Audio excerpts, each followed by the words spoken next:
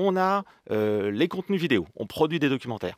On a mis au point des méthodes et des explications, des exercices, on pourra certainement en parler, très concrets, qui sont à la fois pédagogiques et ludiques et hyper interactifs pour les élèves.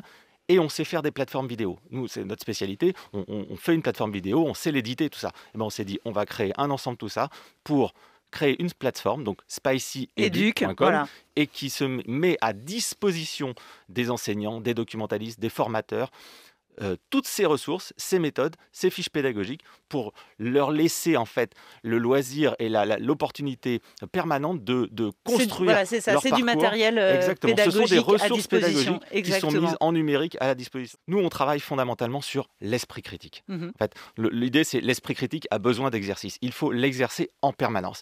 Il est très difficile de rattraper un mensonge lorsqu'il a été émis.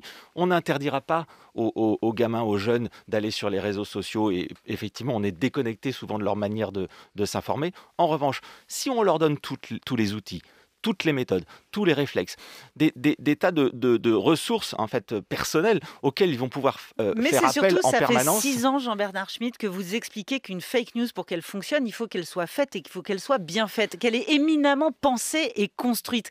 Et que justement, la façon dont elle est construite, vous la portez, celle-là, aux ados. Vous leur montrez, vous leur donnez Ils pourraient même en fabriquer une à leur C'est tour. exactement ce qu'ils font. C'est exactement ce qu'ils font. On a un exercice type en fait qu'on fait et on fait à chaque fois.